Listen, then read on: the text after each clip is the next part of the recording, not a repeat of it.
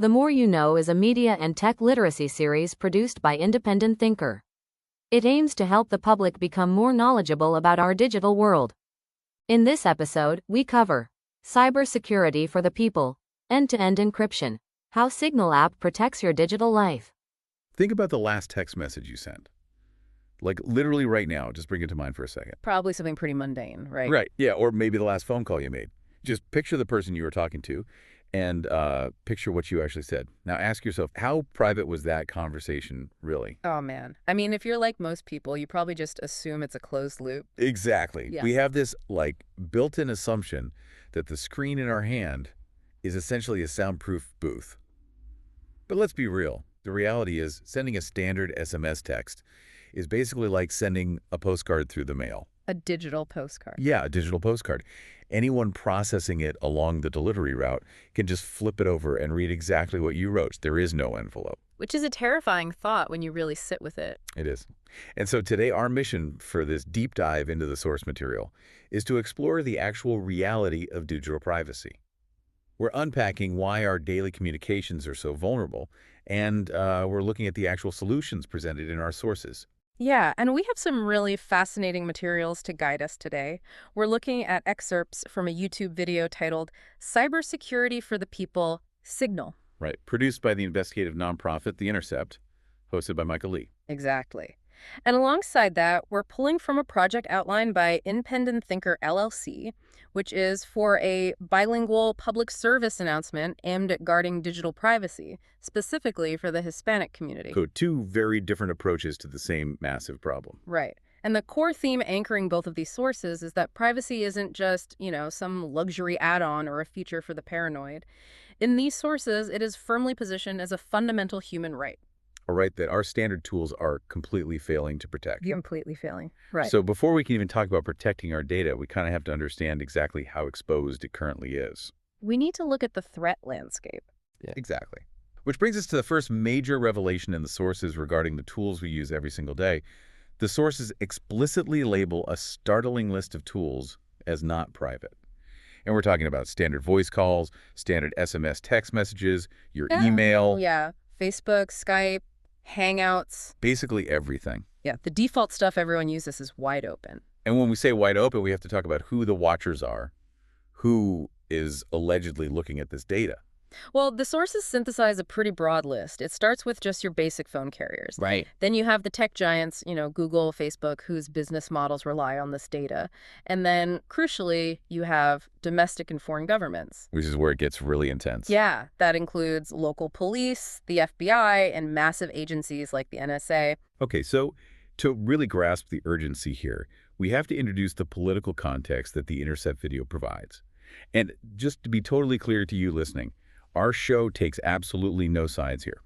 We are strictly, impartially reporting on the claims made in the source material. We're not endorsing these viewpoints, just conveying them. Right, it's about understanding their argument. Exactly. So the source argues that the mass surveillance problem was already incredibly severe under President Obama. Yeah, they claim the infrastructure was heavily expanded then. Right, and then they claim that Donald Trump threatens very specific groups. The source lists Muslims, undocumented immigrants, climate scientists, journalists, and whistleblowers. It's a very specific threat model they're laying out. It is. And to illustrate this, The Intercept includes a specific quote from Trump. The quote they use is, "I want surveillance of certain mosques. Okay, if that's okay. I want surveillance." Wow. Yeah, so when you look at that context, the broader implication that The Intercept is trying to highlight becomes really clear. Which is exactly. Well, their goal is to bring transparency to these incredibly powerful governmental and corporate institutions. They want to show that this massive data vulnerability, it's not a glitch. It's not an accident. No, it's often the default architecture of the internet itself. Man, so why do tech companies and carriers leave our digital postcards so exposed in the first place? Because that exposure allows the data to be routed, collected, and monetized or monitored. The system is working exactly as it was built to work. Okay, so if our default communication methods are fundamentally exposed to both corporate and government surveillance, the sources argue we need a structural alternative. We need an envelope for the postcard. Yes, which introduces the concept of end-to-end encryption. which is a game changer. It really is. So, as the source describes it, end-to-end encryption means the message gets mathematically scrambled on your device. And it's scrambled in such a specific way that only the intended recipient has the key to unscramble it. Right. The servers in the middle just see total gibberish.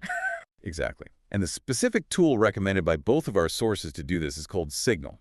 Specifically, Signal Private Messenger by Open Whisper Systems. Right. And it's totally free, it's open source, and it encrypts texts, voice, and even video calls. It's basically the gold standard in the privacy community. Okay, but let me play the skeptic here for a second. Let's really unpack this. Sure. If Signal is so incredibly secure and it's completely free, why doesn't literally everyone just use it by default? And also, if it's open source, meaning the code is public, how can a free app actually stand up to the NSA? Are they just giving the NSA the blueprint? That is such a common question, and it's a totally fair one. But the open source detail from the text is actually the secret to its strength. Really? How so? Well, think about it. If the code was closed and secret, you'd just have to blindly trust the company that they didn't put a backdoor in it for the FBI. Oh, I see. But because it's open source, it allows independent scientists, cryptographers, and watchdogs from all over the world to constantly audit the code.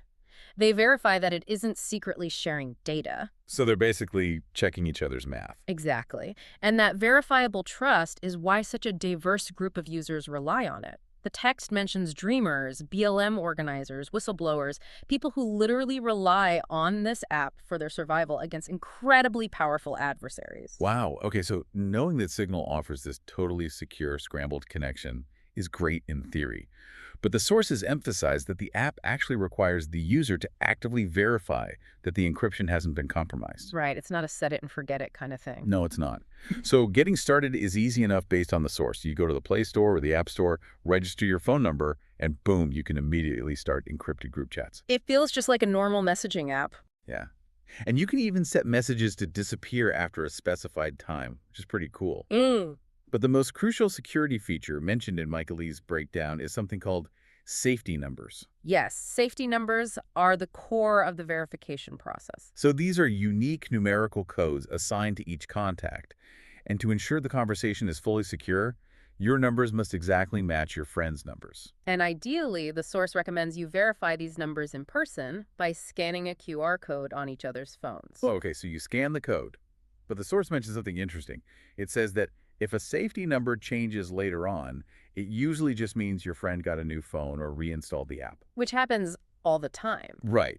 But it also says it could mean your encryption is under attack. Yeah. So for an everyday listener, what does under attack actually mean in this context? Like, is a hacker breaking into my phone's hardware? Not exactly. This highlights the trust but verify principle of cybersecurity. An attack in this context usually means a man-in-the-middle attack. A man in the middle. Yeah.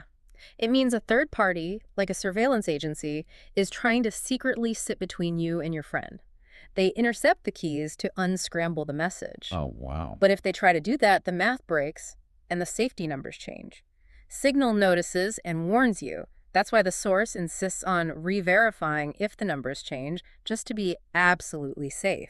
So the app actually catches them trying to eavesdrop. That's amazing. It really is. But, you can verify your safety numbers all day long. As the sources point out, there is a massive catch to all this technology. The social hurdle. The social hurdle. Yeah. It is entirely dependent on social coordination. Signal cannot encrypt messages sent to people who aren't on Signal. Which is the most frustrating part of digital security. Right. If I text someone on a standard SMS app from Signal, it just defaults right back to that unencrypted postcard. Exactly. The shield only works if both people are holding it. So this leads to the source's specific call to action. Michael Lee advises that activists must get everyone at their next meeting to install it. Journalists have to tell their sources and editors to use it, and political candidates should strictly use it with their campaign staff. It requires a massive shift in community tech literacy, and that actually brings in the IndependenThinker LLC source, which perfectly illustrates this exact social hurdle. I found this part so fascinating. Yeah, this organization is creating a bilingual digital marketing PSA, a public service announcement, and it's specifically designed to educate the Hispanic and Latino community about this exact issue. And the specific aesthetic of this PSA, which is slated for January 28, 2026, by the way, for Data Privacy Day, it's so specific.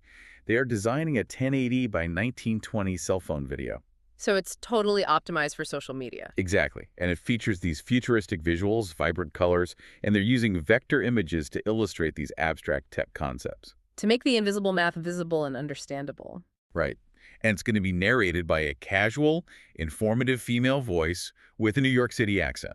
I love how targeted and culturally specific that is. It's brilliant because it acknowledges that encryption is basically useless in a vacuum. It's like having a set of high-tech, impenetrable walkie-talkies. Okay, yeah. They are completely useless if your family and friends are still just yelling out the window to talk to you. You know, that is the perfect analogy. The Independent Thinker Project is basically trying to hand out those secure walkie-talkies to an entire community all at once. Because if the whole community is on the same secure frequency, the surveillance dragnet fails. Exactly. So, okay, let's say you do all this. You've convinced your friends to download the app. You've scanned the QR codes in person. Your data is perfectly scrambled as it travels through the air. You're a privacy master. Right. You've done everything right. Right. But the sources highlight one final glaring weakness that literally no encryption algorithm can fix. The analog loophole. The analog loophole. The catch from the end of the YouTube transcript reveals the ultimate weakness. No app in the world can stop someone from simply picking up your physical phone and reading your communications. It's almost funny how simple it is. The source's final piece of advice is literally just, you must lock your phone with a strong passcode.